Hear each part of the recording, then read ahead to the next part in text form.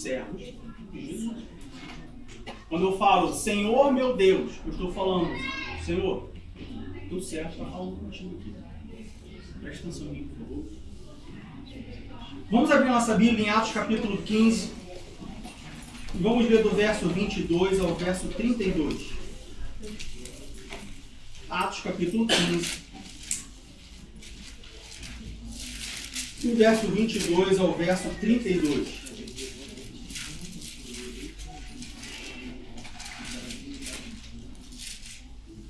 Na lição de hoje, tem por título Assembleia de Jerusalém. Nós vemos que a igreja, ela não só é um organismo, ou seja, um organismo vivo, com membros, com pessoas ativas, mas ela também é uma organização. Atos capítulo 15, do verso 22 ao verso 32, diz assim: Então, pareceu bem aos apóstolos e aos anciãos, com toda a igreja, eleger varões dentre eles e enviá-los com Paulo e Barnabé a Antioquia, a saber, Judas, chamado Barsabás, e Silas, varões distintos entre os irmãos. Veja só, pareceu bem aos apóstolos e anciãos, junto com toda a igreja. Esse com toda a igreja é importante.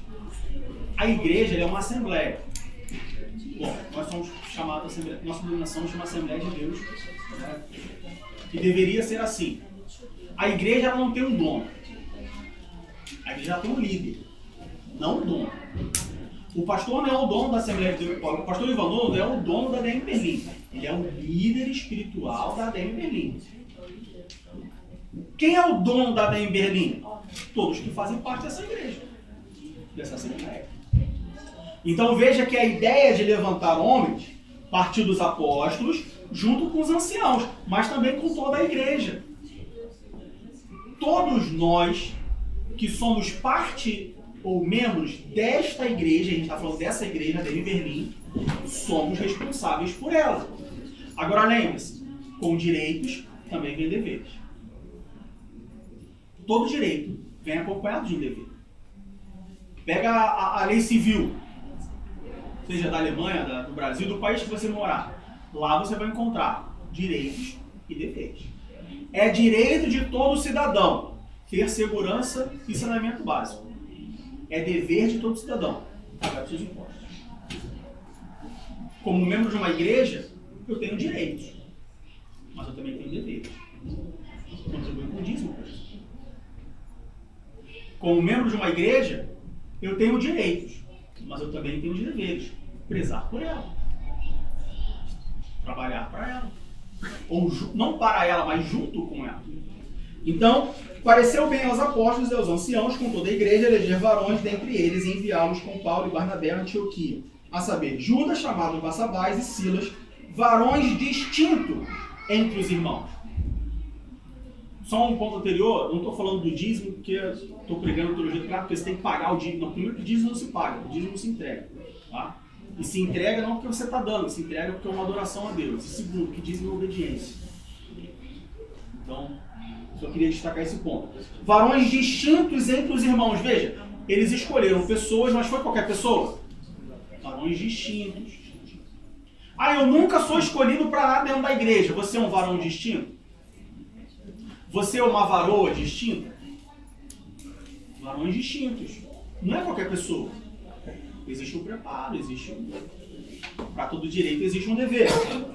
E por intermédio deles escreveram o seguinte: os apóstolos e os anciãos e os irmãos aos irmãos dentre os gentios que estão em Antioquia, Síria e Cilícia, saúde. Porquanto ouvimos que alguns que saíram dentre nós vos perturbaram com palavras e transtornaram a vossa alma, não lhes tendo nós dado mandamento. Ou seja, eles escreveram essa igreja porque eles sabiam que algumas pessoas que saíram lá de Jerusalém foram para esses lugares e, no popular, fizeram besteira. Pareceu-nos bem, reunidos concordemente, eleger alguns varões e enviá-los com os nossos amados Barnabé e Paulo, homens que já expuseram a vida pelo nome de nosso Senhor Jesus Cristo. Enviamos, portanto, Judas e Silas, os quais de boca vos anunciarão também o mesmo. Ou seja, estamos mandando eles para eles falarem para vocês o que a gente está escrevendo aqui na carta. Na verdade, pareceu bem ao Espírito Santo e a nós não vos impor mais encargo algum, senão essas coisas necessárias. Que vos abstenhais das coisas sacrificadas aos ídolos, e do sangue, e da carne sufocada, e da fornicação. Destas coisas fareis bem se vos guardardes. Bem vos vá. Tendo-se eles então despedido, partiram para Antioquia e, ajuntando a multidão, entregaram a carta. E quando a leram, alegraram-se pela exortação. Depois, Judas e Silas, que também eram profetas, exortaram e confirmaram os irmãos com muitas palavras. Então o que aconteceu aqui? Você tinha a igreja de Jerusalém, algumas pessoas saíram de Jerusalém, foram lá, né, para Antioquia, Síria e Cilícia, e, né, como diz aqui no versículo 24, perturbaram aquelas pessoas com palavras e transtornaram a vossa alma. Eles estavam fazendo alguma coisa que não deveria fazer, o pessoal foi lá e, inspirado por Jesus Cristo, pegou o chicote e saiu dando um chicote em todo mundo. E aí chegou a notícia, o que eles fizeram? Vamos separar aqui alguns irmãos distintos, vamos escrever uma carta e vamos mandar lá para eles poderem levar essa mensagem. E qual foi a mensagem que eles levaram? Versículos 28 e 29. Na verdade, pareceu bem ao Espírito Santo e a nós não vos impor mais encargo algum, senão essas coisas necessárias. Que vos abstenhais das coisas sacrificadas aos ídolos e do sangue, da carne sufocada e da fornicação. Destas coisas fareis bem se vos guardares, bem vos vá. Ou seja, a carta e as pessoas que foram junto com Paulo e Barnabé foram para exortar aquela igreja. Foram para tipo, olha, vocês estão aí, nós estamos aqui, teve um mal-estar, então a gente vai te dar uma exortação, a gente vai, né, te orientar a não fazer algumas coisas e a gente não vai mais perturbar vocês, a gente não vai mais perturbar vocês. Então a gente está só dando umas instruções, dando uma exortação, porque existem algumas coisas que vocês fazem que seria bom que vocês não fizessem. O que nós aprendemos aqui? A igreja, como a gente já falou, a igreja é uma assembleia. A igreja é a congregação dos santos. O termo igreja, eclesia no grego, significa chamados para fora, ou seja, o próprio nome igreja já induz, já nos leva, já nos mostra que é um conjunto de pessoas. Tá? E é importante nós entendermos, é necessário nós entendermos, idolatria é eu deixar de ir para a igreja para dormir mais tarde. Eu estou colocando alguma coisa no lugar de Deus. E ir para a igreja não no sentido de frequentar a igreja, mas no sentido de eu deixar de servir a Deus para fazer outra coisa. Então, idolatria. Então, quando a gente lê aqui coisas sacrificadas aos ídolos, veja que se a gente pegar isso, no primeiro momento, coisas sacrificadas parece que vou matar uma criança, vou matar alguém, vou derramar o sangue na pedra e oferecer isso a um ídolo. Mas se a gente olhar pelo mesmo prisma de que idolatria é tudo aquilo que tira o lugar de Deus, talvez alguns ou muitos de nós sacrificamos coisas aos ídolos. E do sangue, e da carne sufocada, e da fornicação.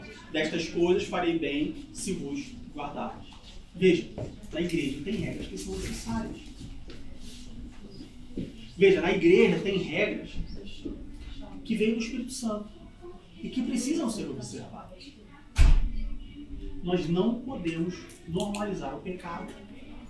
Nós não podemos querer fazer parte de uma igreja, mas não seguir as regras da igreja. Existem regras que parecem bem ao Espírito Santo. E algumas regras são necessárias, precisam ser seguidas. Algumas regras precisam ser seguidas, ainda que seja para me ensinar de que eu não posso fazer tudo o que eu quero. Já parou para pensar nisso? Que algumas regras, elas existem para me fazer refletir, pensar de que eu não posso fazer o que eu quero. Quer ver um exemplo muito bom? Esse eu acho bom demais. Esse eu acho top. Criança, adolescente, aquela fase de que, né, descobrir o mundo. O adolescente, ele acha que descobriu o mundo. Ele acha que todo mundo está errado e ele é o único certo. Aí, quando eu era adolescente, deixava a roupa espalhada pela casa, e toalha molhada em cima da cama, e o armário era uma bagunça só, e aí minha mãe reclamava, Diego, vai fazer isso, tá de cachê, não sei o quê, e papapá, e aí, o dia que eu crescer, porque é interessante isso, que o adolescente ele se acha o dono do mundo, mas ele fala assim, o dia que eu crescer, bom, então só isso já mostra pra ele que ele é pequeno, né? O dia que eu crescer e eu casar, na minha casa eu vou fazer o que eu quero. Aí o adolescente vai e casa. Aí quando ele casa, ele deixa a roupa espalhada, a toalha molhada em cima da cama, o armário bagunçado. Aí o que acontece? Aí vem a esposa e fala assim, tu não tá na casa da tua mãe não. Tu não pode fazer o que você quer não. Olha que interessante. Quando eu tô na casa da minha mãe, tudo que eu quero é crescer, sair de casa. Regras protegem também. Regras protegem. Por que os apóstolos estavam falando para essas pessoas, para essas igrejas, se absterem dessas coisas? Fareis bem se vos guardardes. Por quê? Porque essas coisas, se guardar dessas coisas, os protegiam espiritualmente. As ovelhas não entendem por que elas só podem sair do aprisco pela porta. As ovelhas não entendem por que ela não pode comer a hora que ela quer. Mas o pastor sabe que essas regras é para mantê-las protegidas e bem alimentadas. Porque se uma ovelha comer a hora que quiser, ela vai ficar obesa, vai fazer mal para ela. Porque se uma ovelha sair por onde quiser, ela pode sair e o pastor não vê. Ela vai ser comida pelo lobo. Nós, como igreja, muitas das vezes, não entendemos as regras da igreja. Muitas das vezes, e eu estou falando sinceridade, não é porque eu sou porque você é o vice-presidente da igreja, não, porque tem regra que eu não entendo do pastor também não. Tem coisa que ele fala que eu só obedeço, não entendo nem do chão, eu só obedeço. Mas eu sei que é para você, para me proteger. Mas eu sei que é para me guardar de outras coisas. Igreja tem regras. Igreja é uma organização. Ela é um organismo, mas uma organização. Nós vemos isso na Bíblia. A igreja primitiva, a igreja de Jerusalém, a igreja que nos serve de modelo até hoje, 2026, era uma igreja que tinha regras. Não procure uma igreja sem regras. Fuja de uma igreja sem regras. Porque uma igreja sem regras é uma igreja onde cada um faz o que quer. E a palavra de Deus não diz que o povo eleito, que o povo de Deus é um povo que faz o que quer. A Bíblia nos diz que o povo de Deus é um povo que vive sob regras. O povo de Israel ficou 40 anos no deserto por quê? Porque queria fazer o que queria. Na Bíblia nós temos diversos exemplos de pessoas que se deram mal, pessoas que sofreram, pessoas que perderam as suas vidas, porque fizeram o que queriam. Nós precisamos de regras. E não é porque o pastor quer manter a gente rédea curta, que o pastor quer mandar, não. Nós fomos criados com regras. Como eu falei no início, Deus criou o homem, colocou o homem no jardim e fez o quê? Deu regras para ele. Não coma do fruto daquela árvore, lá no jardim. Todo dia ele voltava e conversava com Adão. A gente não sabe o que ele conversava, mas ele conversava com Adão. Podemos imaginar que ele conversava sobre... E aí, Adão? Tudo certo? Lavou a terra?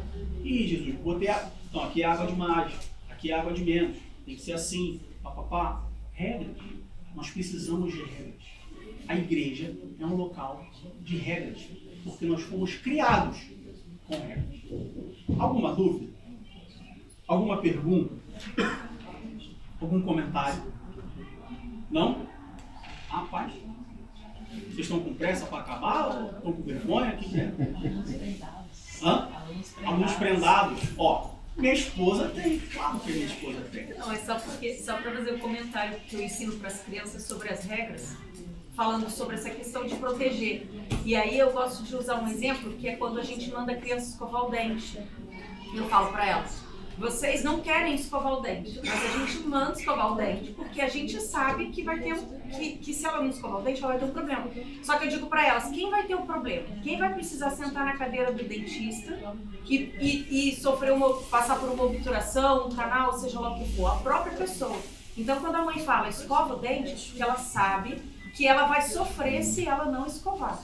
Da mesma forma, quando Deus dá uma regra pra gente, Ele diz pra gente cumprir a regra, porque é a gente mesmo que vai sofrer se a gente não cumprir. Que Deus abençoe em nome de Jesus. Com isso, nós terminamos esse trimestre. A gente está planejando, vai fazer o circulado. Teoricamente, no próximo domingo nós começaríamos o novo trimestre. Só que, conversando eu e o pastor, nós decidimos não começar um novo trimestre, uma nova revista. Por quê? Porque nós entendemos que muitas pessoas nessa igreja, elas se converteram, eventualmente até mesmo se batizaram, mas não passaram por um discipulado. O que é um discipulado? Bom, no batismo, o curso de discipulado, ele traz doutrinas básicas da fé cristã. Coisas que um cristão não pode viver sem. E muitas pessoas não passaram por isso, ou passaram muito rápido, enfim, por diversas razões. Então nós decidimos, entre esse trimestre e o próximo trimestre, nós fazermos um discipulado. O material vai ser o mesmo material que a gente faz no curso de discipulado, e você pode falar assim, Diego, mas eu já me batizei. Então, quer saber, os próximos domingos eu vou ficar em casa porque eu já recebi esse conteúdo. Bom, primeiro, a palavra de Deus nunca volta vazia. A Bíblia diz que a própria palavra fala sobre si mesmo, que ela é viva e eficaz. Então pode ter certeza que vai ter alguma coisa que você não ouviu ainda, ou alguma coisa que você ouviu, mas há 20, 30, 40, 10 anos atrás fazia um sentido e agora faz um sentido completamente diferente.